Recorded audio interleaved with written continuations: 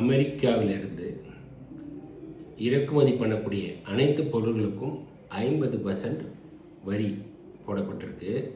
இதனுடைய பாதிப்பு இந்தியாவுக்கு இருக்குமா இல்லை அமெரிக்காவில் இருக்குமா? இதுக்கு உண்டான நிறைய விவாதங்கள் யூடியூப் ஃபுல்லாக போயிட்டுருக்கு, டிவி ஃபுல்லாக போயிட்டுருக்கு. உண்மை நிலவரம் யாருக்கும் தெரியுமான்னா எல்லாருக்குமே தெரியும். கண்டிப்பாக பாதிப்புன்றதாக இருக்கும். ஆனால் எந்த செக்டாரில் பாதிப்பு இருக்குன்றது ஓரளவுக்கு 50 to 60% கணிக்க முடியும். சில இதெல்லாம் யூட்டிலைசேஷன் ஃபேக்டரை வச்சு தான் நம்ம பார்க்க வேண்டியது இருக்கும். ஏன்னா சில நம்ம கொஞ்சம் கான்செப்டை கொஞ்சம் மாற்ற வேண்டியது வரும். இல்லை வெளியிலேருந்து ஏதாவது வேறு எங்கன்னா வாங்க முடியுமா அப்படின்றதெல்லாம் பார்க்க வேண்டியது வரும். இதில் மெயினாக பார்த்தீங்கன்னா டெக்ஸ்டைல் செக்டர் கம்ப்ளீட்டாக கண்டிப்பாக அடி வாங்கும். அங்கே அடி வாங்குறதுனால என்ன ஆகும்? லேபர் இஷ்யூஸ் வரும். அதாவது நிறைய மேன் பவர் வெளியில் அனுப்ப வேண்டிய ஒரு சுச்சுவேஷன் வரலாம். அப்போ திருப்பூர், நம்ம தமிழ்நாட்டை பொறுத்த வரைக்கும் திருப்பூரில் யூஎஸோட டைரக்ட் இந்த டேக்ஸ் இம்பேக்ட் கண்டிப்பாக கிடைக்கும். அப்புறம் பார்த்தா காஃபி, அப்புறம் பார்த்தீங்கன்னா மெடிசன்ஸை ஏற்றுமதி பண்ணுறப்போ அங்கே யூஎஸில் இருக்கவங்களுக்கே கொஞ்சம் சில பாதிப்புகள் வரும். இது மாதிரி நிறைய செக்டாரில் வரும். நிறையா பாலிமர் செக்டார்லலாம் இது மாதிரி நிறைய வருது. சில காம்பனன்ட்ஸ் எல்லாம், முக்கியமான காம்பனன்ட்ஸ்லாம் நம்ம இறக்குமதி பண்ண வேண்டியது யூஎஸ்லேருந்து. அப்போது இந்த பாதிப்பு வரும். இதன் மூலிமா வேலைவாய்ப்புகள் இழப்பு இருக்குமானா கண்டிப்பாக இருக்கும். ஓவரால் ஜிடிபி, நம்மளுடைய க்ரோத் நல்லா ஸ்பீடாக ஓடிட்டு இருக்க ஒரு குதிரையை கொஞ்சம் இழுத்து பிடிக்கிறதுக்கு உண்டான வேலையை தான் இவங்க பண்ணுறதுனால இப்போ நமக்கு என்ன ஆகுது? நம்ம க்ரோத்து 0.3லேருந்து 0.8க்குள்ளே கம்மியாகிறதுக்கு உண்டான வாய்ப்புகள் இருக்குது. இது எல்லாத்துக்கும் அடிப்படை காரணம் என்னென்னா, இந்தியா ரஷ்யாக்கிட்டேருந்து குறைஞ்ச விலைக்கு ஆயில் வாங்குறாங்க. அந்த வாங்குறதுனால ரஷ்யாவுக்கு ரெவென்யூ கிடைக்குது. அந்த ரெவென்யூ மூலிமா உக்ரைனில் வார் நடக்குது. உக்ரைன் வாரை நிறுத்த முடியல, நீங்கள்லாம் ரஷ்யா கிட்ட வாங்குறீங்க அப்படின்றத யூஎஸோட குற்றச்சாட்டு. ஒரு பக்கம் அது இருந்தாலும் கம்மியான விலையில் நம்ம இது வரைக்கும் வாங்கிட்டு இருக்கிறதுனால எவ்வளோ நம்ம கெயின் பண்ணியிருக்கோம், எந்த அளவுக்கு ப்ராஃபிட் பண்ணியிருக்கோம், அந்த ப்ராஃபிட்லாம் என்ன ஆச்சு, ஏன் இப்போ யூஸ் பண்ணக்கூடாதா?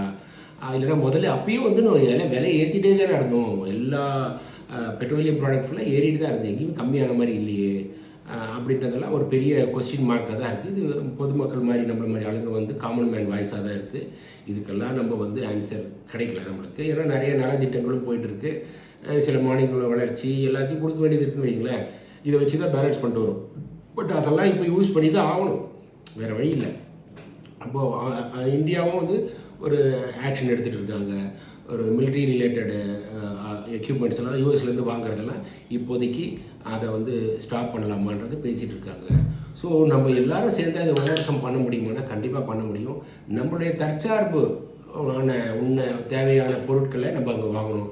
நம்ம லோக்கலாக கிடைக்கக்கூடிய இண்டிஜினியஸ் பொருளாக வாங்கினீங்கன்னா இன்றைக்கி இல்லை எப்போவுமே நம்ம ஒரு சுயசார்பாக இருக்கலாம். ஏற்றத்தாழ்வுகள் வந்தாலும் ஒரே லைனில் நம்ம போயிட்டு இருக்கணும். இதெல்லாம் நம்ம ஒரு பாடமாக எடுத்துக்கணும். எப்பொழுதுமே லக்ஸரி பொருட்களை ஃபாரின்லேருந்து வாங்குறப்போ ஒரு கட்டத்தில் அது நிற்கிறப்போ இது மாதிரியான இம்பேக்ட்ஸ்லாம் வரும் அப்படின்றது. ஸோ வேலை வாய்ப்புகளுக்கு உள்ள பிரச்சனை வரும்.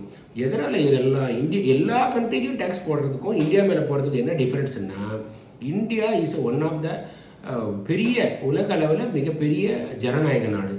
அதையும் தாண்டி இங்கே நிறைய அட்வான்டேஜஸ் இருக்குது. மேன் பவர் இந்தியா உலகம் ஃபுல்லாக இருக்கக்கூடிய man power Indians number 1 man power. ஏன்னா மேனேஜ்மெண்ட் கேட்டகரி, லேபர் கேட்டகரி கூட எல்லாம் மேனேஜ்மெண்ட் கேட்டகரி ஆளுங்க ஹைலி எஜுகேட்டட் எல்லா இடத்துலையும் பரவி இருக்காங்க.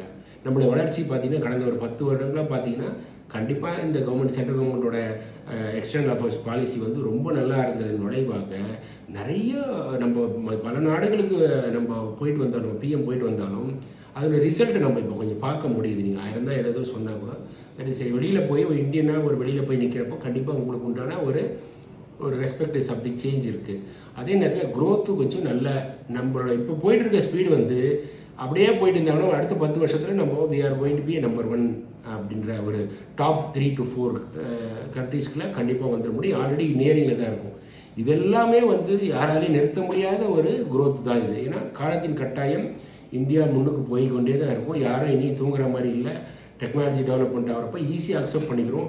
அதுக்கு உண்டான ஃபாரின் பாலிசியெல்லாம் கவர்மெண்ட்லாம் ஓப்பன் பண்ணிட்டாங்க. நிறைய எம்எஸ்எம்இ செக்டர்ஸ்லாம் வர ஆரம்பிச்சிருச்சு. யங் என்டர்பிரனர்ஸ் வர ஆரம்பிச்சிட்டாங்க. முதல்ல ஒரு டெக்னாலஜி வந்ததுன்னா 10-15 வருஷம் தான் ஆகும் இந்தியா வருது. இப்போ அப்படி கிடையாது. 10 நிமிஷத்தில் இந்தியாவில் அந்த டெக்னாலஜி இருக்குது. அதை வாங்கக்கூடிய அளவுக்கு நம்ம பையிங் கெப்பாசிட்டி இருக்குது.